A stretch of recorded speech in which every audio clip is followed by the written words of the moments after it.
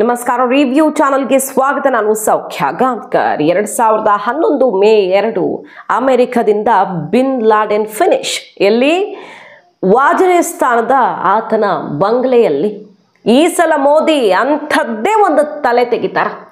ಅಷ್ಟು ದೊಡ್ಡ ಪ್ರತಿಷ್ಠೆಯನ್ನಾಗಿ ಸವಾಲನ್ನಾಗಿ ತಗೊಂಡಿದ್ದಾರೆ. ತಾಕತ್ತಿಗೆ ಸವಾಲನ್ನು ಎಸೆದಿದೆ ಪಾಕಿಸ್ತಾನ, ಅಲ್ಲಿನ ಉಗ್ರರು. ಹಾಗಾಗಿ ಮೋದಿ ಈ ಸಲ ತೆಗೆಯೋದಕ್ಕೆ ಹೊರಟಿರೋ ತಲೆ ಯಾವುದು? ಅದಕ್ಕೆ ಸಂಬಂಧಪಟ್ಟಂಥ ಬಿಗ್ ಆಪರೇಷನ್ ಒಂದು ನಡೀತಾ ಇದೆ ಲಾಹೋರ್ನಲ್ಲಿ ಅನ್ನುವ ಹಿಂಟ್ ಏನು ಹಾಗಾದ್ರೆ ಅದು? ಮತ್ತೊಂದು ಕಡೆ ಭಾರತ ಮೊನ್ನೆಯಷ್ಟೇ ಒಂದು ಮಾಸ್ಟರ್ ಸ್ಟ್ರೋಕ್ ಅನ್ನ ಕೊಟ್ಟಿತ್ತು ಪಾಕಿಸ್ತಾನಕ್ಕೆ. ಅದರ ಎಫೆಕ್ಟ್ ಇವತ್ತೇ ಗೊತ್ತಾಗ್ತಾ ಇದೆ. ಶುರುವಾಗಿಬಿಟ್ಟಿದೆ. ಪಾಕಿಸ್ತಾನ ನಲುಗು ಹೋಗಿಬಿಟ್ಟಿದೆ ಈ ಕಾರ್ಯಾಚರಣೆಗೆ. ಎರಡು ಬಿಗ್ ಅಪ್ಡೇಟ್ ಅನ್ನ ನಿಮ್ಮ ಮುಂದೆ ಇಡ್ತಾ ಹೋಗ್ತೀವಿ. ಮಿಸ್ ಮಾಡಿದ್ರೆ ನಮ್ಮ ಚಾನಲ್ನ ಸಬ್ಸ್ಕ್ರೈಬ್ ಮಾಡಿ, ನಿಮ್ಮ ಅಭಿಪ್ರಾಯ ಕಮೆಂಟ್ ಮಾಡಿ ತಿಳಿಸಿ. ಎಸ್ ವೀಕ್ಷಕರೇ, ಅಮೆರಿಕವನ್ನ ಟಚ್ ಮಾಡಿದ್ದಕ್ಕೆ ಯಾವ ರೀತಿ ಪ್ರತೀಕಾರ ಆಯ್ತು ಅನ್ನೋದು ಗೊತ್ತು. 2011 May 2 United States Neptune operation Neptune conduct ಮಾಡ್ತು. ವಾಜಿರಿಸ್ತಾನದ ಹವೇಲಿಯಲ್ಲಿ ಅಡಗಿ ಕೂತಿದ್ದಂತಹ ಈ ಬಿನ್ ಲಾಡೆನ್ ಹೊಡೆದು ಬಿಸಾಕ್ತು ಅಮೆರಿಕ ಸೈನ್ಯ. ಅಮೆರಿಕ ಟಚ್ ಮಾಡಿದ್ದಕ್ಕೆ ಒಳಗೆ ಹೊರಗೆ ಎರಡೂ ಕಡೆ ಆಪರೇಷನ್. ಅದಾದ ಮೇಲೆ ಅಮೆರಿಕದಲ್ಲಿ ಅಂಥದ್ದು ಯಾವುದೇ ದುರ್ಘಟನೆಗಳು ಸಂಭವಿಸಿಲ್ಲ. ಯಾಕೆ? ಭಾರತದಲ್ಲಿ ಪದೇ ಪದೇ ಆಗ್ತಾ ಇರ್ತಾವಲ್ಲ, ಅದು ಯಾಕೆ ಗೊತ್ತು. ಪಾಕಿಸ್ತಾನಕ್ಕೆ ಹೊಂದಿಕೊಂಡಿರೋದ್ರಿಂದ ನಂಬರ್ 1.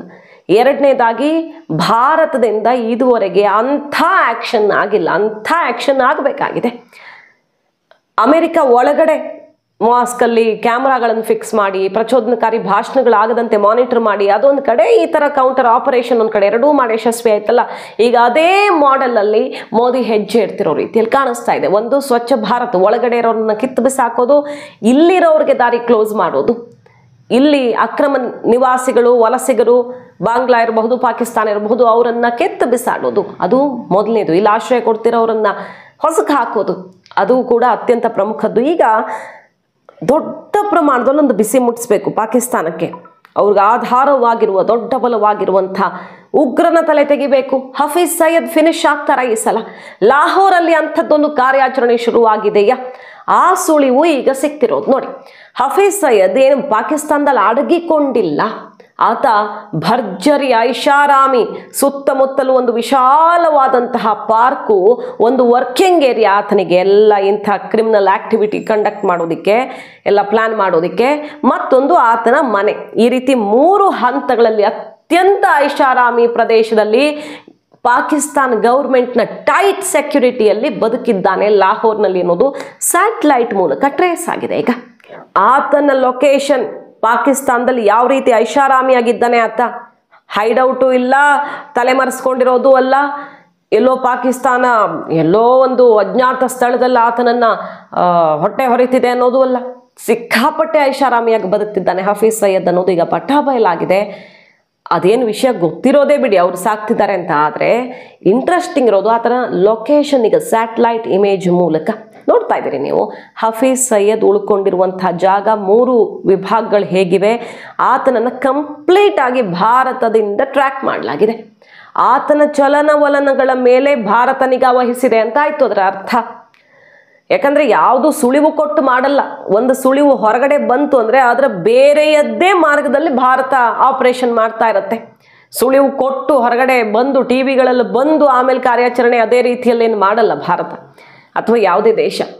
ಆದರೆ ಹಫೀಜ್ ಸೈಯದ್ ಸುತ್ತ ಏನೋ ನಡೀತಾ ಇದೆ. ಅವತ್ತು ಬಿನ್ ಲಾಡೆನ್ ತಲೆ ತೆಗೆದಂಗೆ ಲೈವಲ್ಲಿ ಟ್ರ್ಯಾಕ್ ಮಾಡ್ತಾರಲ್ಲ, ಆತನ ತಲೆ ತೆಗೆದು ಆಮೇಲೆ ಅಮೆರಿಕದ ಪವರ್ ಏನು, ಟಚ್ ಮಾಡ್ತೀರಾ ನಮ್ಮನ್ನ ಅಂತ ಹೇಗೆ ಪಾಕಿಸ್ತಾನಕ್ಕೆ ಬಿಸಿ ಮುಟ್ಟಿಸ್ತು ವಾಜಿರಿಸ್ತಾನದಲ್ಲಿ ಅಡಗಿದ್ದಂತಹ ಬಿನ್ ಲಾಡೆನ್ ಮುಗಿಸೋ ಮೂಲಕ ಅಮೆರಿಕ. ಆ ಥರ ಮಾಡಬೇಕಾಗಿದೆ ಇವತ್ತು ಭಾರತ. ಹಲವು ವರ್ಷಗಳಿಂದ ಹಫೀಜ್ ಸೈಯದ್ ಹೊಡೆಯೋದಕ್ಕೆ ನೋಡ್ತಿದೆ. ಅನ್ನೌನ್ ಗನ್ ಮ್ಯಾನ್ಗಳ ಕೈ ಚಳಕ ಇತ್ತೀಚೆಗೆ ಭಾರತಕ್ಕೆ ಗುಡ್ ನ್ಯೂಸ್ ಅಂತೂ ಕೊಡ್ತಿದೆ. ರಾ ಕೈವಾಡ ಅಂತ ಪಾಕಿಸ್ತಾನ ಹೇಳ್ತಾ ಇದೆ. ಯಾರು ಕೈವಾಡನೋ ಬಿಟ್ಟಿರೋದು ಹಫೀಜ್ ಸೈಯದ್ ಎಡಗೈ ಬಲಗೈ ಅತ್ಯಂತ ಪರಮಾಪ್ತರು, ದೊಡ್ಡ ದೊಡ್ಡ ತಲೆಗಳೆಲ್ಲ ಉರುಳಿರೋದು ಅನ್ನೌನ್ ಗನ್ ಮ್ಯಾನ್ಗಳು ಭಾರತಕ್ಕಂತೂ ಶುಭ ಸುದ್ದಿ ಕೊಡ್ತಾ ಇದ್ದಾರೆ. 30 ತಲೆಗಳು ಬರೋಬ್ಬರಿ ಉರುಳಿರೋದು. ಬಟ್ ಹಫೀಜ್ ಸೈಯದ್ ಸತ್ತ ಅಂತ ಸುದ್ದಿ ಬರುತ್ತೆ ಬಿಟ್ರೆ ಸತ್ತಿಲ್ಲ. ಆತ ಆರಾಮಾಗಿ ಬದುಕಿದ್ದಾನೆ. ಆತನ ತಲೆ ತೆಗೆಯುತ್ತಾ ಈ ಸಲ ಭಾರತ. ಹಾಗಾದ್ರೆ ಆತನ ಐಷಾರಾಮಿ ಬಂಗಲೆ, ಆತನ ಲೊಕೇಶನ್ ಸಂಬಂಧಪಟ್ಟಂತಹ ಸ್ಯಾಟಲೈಟ್ ಇಮೇಜ್ ಮತ್ತು ಪೂರಕವಾದ ಅಂಶಗಳೆಲ್ಲ ಈಗ ಭಾರತ ಹೆಕ್ಕಿ ತೆಗೆದಿರೋದು ಮಾತ್ರ ಮಹತ್ವ ಪಡ್ಕೊಳ್ತಾ ಇದೆ. ಅಲ್ಲಿ ಪುಕ ಶುರುವಾಗಿದೆ. ಎಲ್ಲ ಟೆರರಿಸ್ಟ್ಗಳನ್ನು ಬಂಕರ್ ಒಳಗಡೆ ಕಳಿಸ್ತಿದ್ದಾರೆ.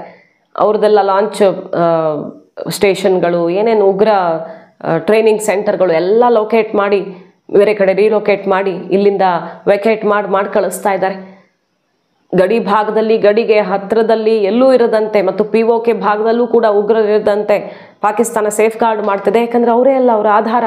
ಉಗ್ರರೇ ಇಲ್ದಿದ್ರೆ ಭಾರತವನ್ನು ಕಾಡೋದು ಹೇಗೆ ಅಥವಾ ಯಾವುದೇ ದೇಶವನ್ನು ನಲಗಿಸೋದು ಹೇಗೆ ಅಲ್ವಾ? ಹಾಗಾಗಿ ಈಗ ಪಾಕಿಸ್ತಾನ ಅವ್ರನ್ನೆಲ್ಲ ಶಿಫ್ಟ್ ಮಾಡಿಸ್ತಾ ಇದೆ. ಸೆಕ್ಯೂರಿಟಿ ಟೈಟ್ ಮಾಡಿದೆ ಅವರಿಗೆ ಹೆದರಿಕೆಯಲ್ಲಿ. ಇದರ ನಡುವೆ ಹಫೀಜ್ ಸಯ್ಯದ್ ಸುತ್ತ ಮೋದಿ ಏನೋ ಒಂದು ಮೆಗಾ ಗೇಮ್ ಪ್ಲಾನ್ ಅನ್ನು ರೆಡಿ ಮಾಡಿದ್ರ. ಹಾಗಾಗಿ ಸರಣಿ ಮೀಟಿಂಗ್ಗಳು ಅತಿ ದೊಡ್ಡ ತಲೆಯನ್ನೇ ತೆಗಿಬೇಕು ಈ ಸಲ. ಪಾಕಿಸ್ತಾನ ನಡುಗುವಂತೆ ಮಾಡಬೇಕು ಅನ್ನುವಂಥ ಸ್ಕೆಚ್ ರೆಡಿ ಆಗ್ತಾ ಇದ್ದಂಗೆ ಕಾಣಿಸ್ತಾ ಇದೆ. POK ವಶಪಡಿಸ್ಕೊಳ್ಳೋದು, ಪಾಕಿಸ್ತಾನವನ್ನು ಹೋಳು ಮಾಡೋದು, ದೊಡ್ಡ ದೊಡ್ಡ ಉಗ್ರರ ತಲೆ ತೆಗೆಯೋದು, ಹೀಗೆ ಹಲವಾರು ಗುರಿಗಳಿವೆ ಭಾರತ ಮುಂದೆ. 4ರಲ್ಲಿ ಕನಿಷ್ಠ 2 ತಲುಪಲೇಬೇಕು ಒಂದು ಹೊಡೆತಕ್ಕೆ ಭಾರತ ಈ ಸಲ ಅನ್ನುವಂಥ ಕೂಗು ದೇಶವ್ಯಾಪಿ ಎದ್ದಿರೋ ಹೊತ್ತಲ್ಲಿ ತುಂಬ ತಯಾರಿ ಮಾಡ್ತಿದೆ ಭಾರತ. ಒಂದು ಸ್ಟ್ರೈಕ್ ಮಾಡೋದಕ್ಕೆ ಖಂಡಿತವಾಗಿಯೂ ಇಷ್ಟು ತಯಾರಿ ಬೇಕಾಗಿರಲಿಲ್ಲ. ಆದರೆ ಈ ಸಲ ಹೊಡೆಯೋಕೆ ಹೊರಟಿರೋದು ದೊಡ್ಡದ್ದನ್ನು ಅನ್ನೋದು ಮಾತ್ರ ಕ್ಲಿಯರ್ ಆಗ್ತಿದೆ. ಇದು ನಂಬರ್ 1. ಭಾರತ ಅಲ್ಲಿನ ಕೆಲವು ದೊಡ್ಡ ದೊಡ್ಡ ಉಗ್ರರ ಸುತ್ತ ಹೇಗೆ ಟ್ರ್ಯಾಕಿಂಗ್ ಮಾಡ್ತಾ ಇದೆ, ಅವರ ಮಹತ್ವದ ಸುಳಿವುಗಳನ್ನು ಕಲೆ ಹಾಕ್ತಾ ಇದೆ ಅನ್ನೋದು. 2ನೇದು ನೋಡಿ, ವಾಟರ್ ಸ್ಟ್ರೋಕ್ ಆಯ್ತಲ್ವಾ, ಮೊನ್ನೆ ಜೇಲಂ ನದಿ ತುಂಬ ಹರಿದು ಅಲ್ಲಿ ಪ್ರವಾಹ ಆಯ್ತಲ್ವಾ, ಪ್ರವಾಹ ಆಗಿ ಹೈ ಅಲರ್ಟು ಎಮರ್ಜೆನ್ಸಿ ಘೋಷಣೆ ಮಾಡಿದ್ರು. ಈಗ ನೋಡಿ ಏನು ಮಾಡಿದೆ, ಸ್ಯಾಟಲೈಟ್ ಇಮೇಜ್, ಅದು ಕೂಡ ಸ್ಯಾಟಲೈಟ್ ಇಮೇಜ್ ಮೂಲಕನೇ ಕ್ಲಿಯರ್ ಆಗ್ತಿದೆ. ನದಿಯೊಂದು ಬತ್ತಿ ಬರಡಾಗ್ಬಿಟ್ಟಿದೆ. 50 ಡಿಗ್ರಿಗೆ ಹೋಗಿದೆ ಪಾಕಿಸ್ತಾನದ ಟೆಂಪ್ರೇಚರ್. ನೀವು ನಂಬ್ತಿರೋ ಬಿಡ್ತಿರೋ, ಆಲ್ರೆಡಿ ಅಲ್ಲಿ ಹೊಟ್ಟೆಗಿಲ್ದೆ ಕಂಗಾಲಾಗಿರೋ ಪಾಕಿಸ್ತಾನ ಅಲ್ಲಿನ ಬಿಸಿಲಿಗೆ ಸೆಖೆಗೆ ಸತ್ತು ಹೋಗ್ತಾರೆ ಜನ. ಆ ಟೆಂಪ್ರೇಚರ್ಗೆ ಸಾಯಬೇಕು ಅಂಥ ಪರಿಸ್ಥಿತಿಯಲ್ಲಿ ನಲುಗು ಹೋಗ್ತಿದ್ದಾರೆ. ಈಗ ನೋಡಿ ಈ ಟೈಮಿಂಗ್ ಸರಿಯಾಗಿ 50 ಡಿಗ್ರಿಗೆ ತಲುಪಿರೋ ಹೊತ್ತಲ್ಲಿ ಪಾಕಿಸ್ತಾನದಲ್ಲಿ ಟೆಂಪ್ರೇಚರು. ಭಾರತ ನೀರನ್ನು ಕ್ಲೋಸ್ ಮಾಡಿದೆ. ಸ್ಯಾಟಲೈಟ್ ಇಮೇಜಸ್ಸು ಇಂಡಸ್ಟ್ರಿಟಿ ಸಸ್ಪೆನ್ಷನ್ ಬೆನ್ನಲ್ಲೇ ಚೆನಾಬ್ ರಿವರು ಕಂಪ್ಲೀಟ್ ಆಗಿ ಸಿಯಾಲ್ಕೋಟ್ ಬಳಿಯಲ್ಲಿ ಒಂದು ಚೂರು ಇಲ್ಲ ನೀರು, ಕಂಪ್ಲೀಟ್ ಡ್ರೈ ಆಗಿರುವಂಥ ಸ್ಯಾಟಲೈಟ್ ಇಮೇಜಸ್ ನೋಡ್ಬೋದು. ಮೊದಲು ನೀರು ಹರಿತಾ ಇದ್ದ ದೃಶ್ಯ, ಈಗ ಸಸ್ಪೆನ್ಷನ್ ಮೂಲಕ ಕಂಪ್ಲೀಟ್ ಡ್ರೈ ಆಗಿರೋ ದೃಶ್ಯ. ಪಾಕಿಸ್ತಾನದಲ್ಲಿ ಅತಿಯಾದ ಸೆಕೆ. ಈಗ ಕುಡಿಯೋದಕ್ಕೆ ಬೆಳೆಯೋದಕ್ಕೆ ಅವರು ಬಾಯಿ ಬಡ್ಕೊಳ್ಬೇಕು ಅಂತಹ ಪರಿಸ್ಥಿತಿ. ಮೊದಲ ಅಸ್ತ್ರವನ್ನು ಯಶಸ್ವಿಯಾಗಿ ಪ್ರಯೋಗಿಸಿದೆ ಭಾರತ ಪಾಕಿಸ್ತಾನದ ವಿರುದ್ಧ.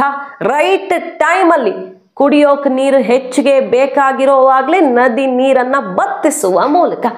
ಏನು ಆ್ಯಕ್ಷನ್ ತಗೊಳ್ಳೋಕ್ಕಾಗಲ್ಲ, ಈ ಸಸ್ಪೆನ್ಷನ್ನು ಮತ್ತೊಂದು ಏನು ಮಾಡೋಕ್ಕಾಗಲ್ಲ ಅಂತಿದ್ದವರು ಬಹುಶಃ ಈ ಇಮೇಜ್, ಸ್ಯಾಟಲೈಟ್ ಇಮೇಜ್ ನೋಡಿದ್ರೆ ಅರ್ಥ ಆಗುತ್ತೆ ಎಂತಹ ಪರಿಸ್ಥಿತಿ ಬಂದಿದೆ ಪಾಕಿಸ್ತಾನಕ್ಕೆ.